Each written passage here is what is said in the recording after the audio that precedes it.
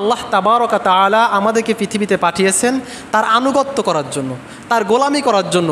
আমাদেরকে আল্লাহ দায়িত্ব দিয়ে পাঠিয়েছেন, তোমরা দুনিয়াতে গিয়ে এই দায়িত্বগুলো পালন করবে। আমি তোমাকে যে বিধান দিয়েছি এই বিধানের উপর নিজের জীবনকে বাস্তবায়ন করবে। এই জন্য আল্লাহ রাসূল সাল্লাল্লাহু আলাইহি ওয়াসাল্লাম বলছেন, কুল্লুকুম রাঈন ওয়া কুল্লুকুম মাসউলুন আন রাঈয়াতিহি। তোমরা প্রতিটা মানুষ দায়িত্বশীল, আর প্রত্যেকটা মানুষ তার দায়িত্ব সম্পর্কে আল্লাহর কাছে জবাবদিহিতা করতে হবে। আমি এই একটা হাদিসের উপর বেস করে আজকে আলোচনা করব ইনশাআল্লাহ। আলাইহি তাওয়াক্কালতু ওয়া ইলাইহি উনীব।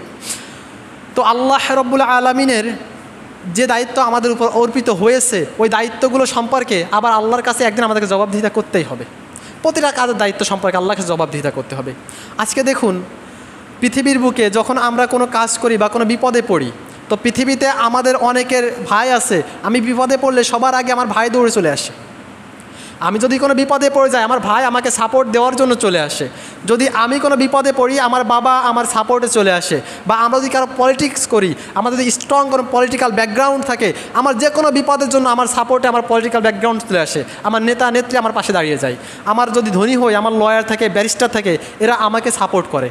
কিন্তু আপনার যে কাজগুলো দুনিয়াতে করছেন, আল্লাহ যে বিধানগুলো অমান্য করছেন, এর জন্য এমন একটা দিনে আপনাকে আল্লাহ তাআলার দরবারে জবাবদিহিতা করতে হবে যেদিন আপনার কোনো সম্পর্ক কোনো কাজে আসবে না। না আপনার অর্থ সম্পদ, না আপনার পলিটিক্যাল ব্যাকগ্রাউন্ড, না আপনার নেতা নেত্রী, না আপনার ভাই ব্রাদার, বরং আল্লাহ রাব্বুল আলামিন ওই দিন সম্পর্কে আমাদেরকে উল্লেখ করে বলছেন সেটা এমন একটা দিন হবে যেদিন তোমার ভাই তোমার কোনো উপকারে আসবে না। রাসূল আকরাম সাল্লাল্লাহু আলাইহি ওয়াসাল্লাম সেই দিনের বর্ণনা থেকে বলেন, ইয়াহশারুন নাসু ইয়াউমাল কিয়ামাতি হুফাতান উরাতান মুশাতান গুরলা। কিয়ামতের দিনের অবস্থা এমন হবে যে মানুষ কবর থেকে উঠবে, তার পায়ে কোনো স্যান্ডেল থাকবে না। আজ তো আমরা অনেক দামি দামি স্যান্ডেল পাই দিই, 1000 2000 টাকা স্যান্ডেল পাই দিয়ে গর্বের সাথে জমির উপর চলছি। অথচ আল্লাহ বলছে, রাসূল বলছেন, কিয়ামতের দিন এমন অবস্থা হবে মানুষের পায়ে কোনো স্যান্ডেল থাকবে না। গায়ে পোশাক থাকবে, একটা জামা আছে, এমন কারো গায়ে কোনো জামা থাকবে না, সবাই উলঙ্গ হবে। অগুরলা, তারা হবে খাতনাবিহীন অবস্থায় কবর থেকে উঠবে। আয়েশা রাদিয়াল্লাহু আনহা বলেন, ইয়া রাসূলুল্লাহ, এই কথা যখন মানুষের অবস্থা হবে, হাজার হাজার কোটি মানুষ কিয়ামতের দিন থাকবে, নারী পুরুষ সবাই থাকবে, সবাই উলঙ্গ থাকবে, লজ্জা করবে না কারো? রাসূল বলছেন, আয়েশা লজ্জা করবে বলছো? ওই দিনটা এমন একটা দিন হবে কেউ কারো দিকে তাকানোর সুযোগ পাবে না। কবর থেকে উঠে ওই যে দৌড় শুরু করবে, ইয়া নাফসি করতে থাকবে।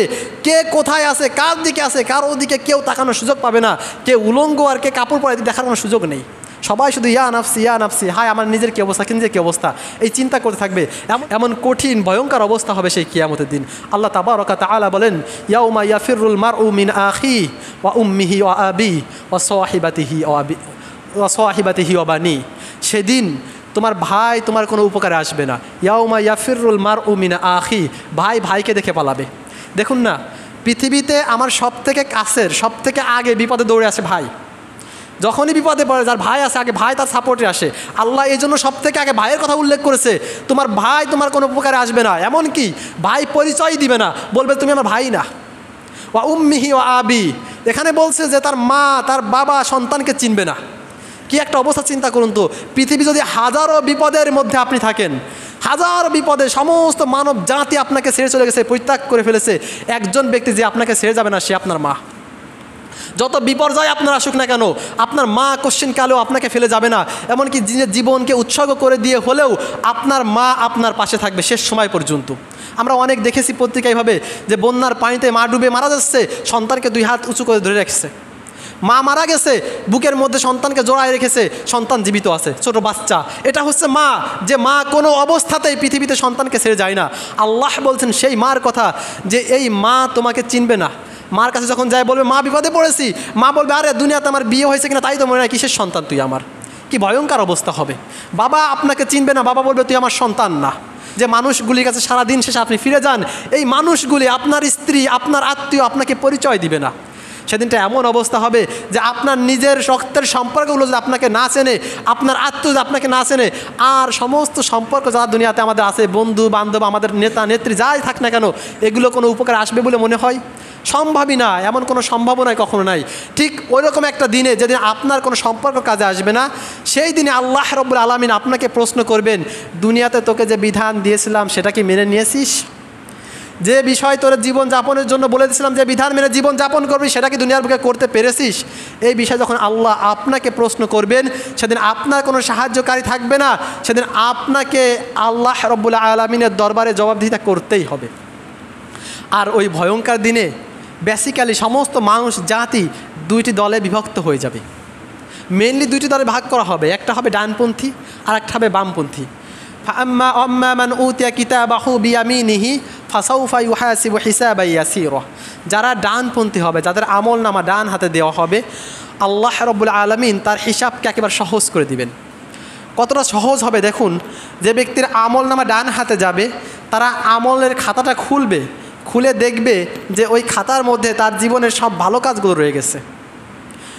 ও কবে একজন ব্যক্তিকে রাস্তা দেখিয়ে দিয়েছিল, হয়তো আপনার কাছে কেউ জিজ্ঞেস করলো, ভাই অমুকে বাড়ি কোথায়, বাড়ি দেখিয়ে দিয়েছেন, এটার নামে আপনার আমল নামায় সওয়াব লিখিয়ে দেওয়া হবে। রাস্তা থেকে কষ্ট কোনো বস্তু কাটা সরিয়ে ফেলেছে, এর জন্য তার আমল নামায় সওয়াব লিখে দেওয়া হবে। সে মানুষের সামান্যতম কল্যাণ করেছিল, সেটা তার আমল নামায় সে দেখতে পাবে। এমনকি 5 ওয়াক্ত নামাজ পড়তো, রোজা রাখতো, যাবতীয় সমস্ত ভালো কাজ, 1 টাকা সদকা করেছে, দান করেছে, সব তার আমল নামায় লেখা আছে। সে আমল নামা খুলবে, খুলে দেখবে যে আমল নামায় সব ভালো কাজগুলো রয়েছে। তখন ওই ব্যক্তি তার আমল নামা দেখে খুশি হয়ে যাবে। সে আমল নামা নিয়ে ছুটে যাবে তার পরিবারের কাছে, তার আত্মীয় স্বজনের কাছে, তার পরিচিত মানুষের কাছে। আচ্ছা, আমাদের বাচ্চারা যারা ক্লাস 5, 6, 7 বা 8, 9-এ পড়ে, এদের যখন পরীক্ষা দেয়, পরীক্ষার শেষে যখন এদের রেজাল্ট দেওয়া হয়, যদি কোনো বাচ্চা প্রতিটা সাবজেক্টে 80 বা 90 পায়, তার অবস্থা কেমন হয়? সে দৌড়াতে দৌড়াতে বাড়িতে এসে বলবে, বাবা দেখো আমি সবগুলো 80 পেয়েছি বা আরও ভালো মার্ক করেছি। এটা তার জন্য আনন্দের বিষয় যে আমি পড়ালেখা করেছিলাম, পরীক্ষা শেষে আমি ভালো রেজাল্ট করেছি। এমনকি ওর বাবা মা পর্যন্ত গর্ব করে পাড়া প্রতিবেশী যারা আছে এদের কাছে গিয়ে বলে, আমার ছেলে বা আমার মেয়ে সমস্ত বিষয়ে ভালো রেজাল্ট করেছে। ঠিক অনুরূপভাবে ওই বান্দা যখন ডান হাতে আমল নামা পাবে, দেখবে সব ভালো কাজগুলো আছে, কারণ তার খারাপ কাজগুলো আল্লাহ রাব্বুল আলামিন গোপন করে দিবেন। সে ভালো কাজগুলো দেখে খুশি হয়ে চিৎকার করতে করতে যাবে, দেখো এটা আমার আমল নামা, এটা আমার আমল নামা, এটা আল্লাহ আমাকে দিয়েছে। আমি জানতাম দুনিয়ায় থাকতে যে কিয়ামতের দিন স্রষ্টার সামনে আমাকে উপস্থিত হতে হবে, এই জন্য দুনিয়ার বুকে শুধু ভালো ভালো কাজগুলি আমি করতাম, খারাপ কাজ বাদ দিয়েছিলাম। আল্লাহ রাব্বুল আলামিন তার ওই আমলগুলোকে কবুল করে নেবেন এবং তাকে জান্নাতি করে দিবেন। আর দ্য সেম ওয়ে যারা বাম হাতে আমল নামা পাবে, ওয়া আম্মা মান উতিয়া কিতাবাহু বিশিমালি ফায়াকুলু ইয়া লাইতানি লাম উতা কিতাবিয়াহ। যার আমল নামা বাম হাতে দেওয়া হবে, সে ওই আমল নামা দেখেই বলবে, হায় আফসোস, হায় আফসোস, আজ যদি আমার এই আমল নামা আমাকে দেওয়া না হতো। লাম উতা কিতাবিয়াহ ওয়ালাম আদরি মা হিসাবিয়াহ। আমার স্রষ্টার দরবারে আজকে আমাকে হিসাব দিতে না হতো। আমার আমল নামা যদি আমি হাতে না পেতাম, আমার স্রষ্টার দরবারে যদি আমার আমল নামার জন্য হিসাব দিতে না হতো, কতই না উত্তম হতো। কারণ ওই মানুষগুলো আমলে খাতা উল্টাবে, একের পর এক শুধু গুনাহের কাজ আর গুনাহের কাজ। জীবনে যত গুনাহ করেছে, ক্ষুদ্র থেকে অতি ক্ষুদ্র যে গুনাহগুলো করেছে সেটাও সে দেখতে পাবে, বড় থেকে বড় যে গুনাহ করেছে সেটাও সে দেখতে পাবে। গোটা জীবনের সূচনা থেকে শুরু করে মৃত্যুর আগ পর্যন্ত, তার বুদ্ধি হওয়ার পর থেকে, সাবালক হওয়ার পর থেকে যত গুনাহ করেছে, একটা গুনাহ সেখানে বাদ পড়েনি, সব সে দেখতে পাবে।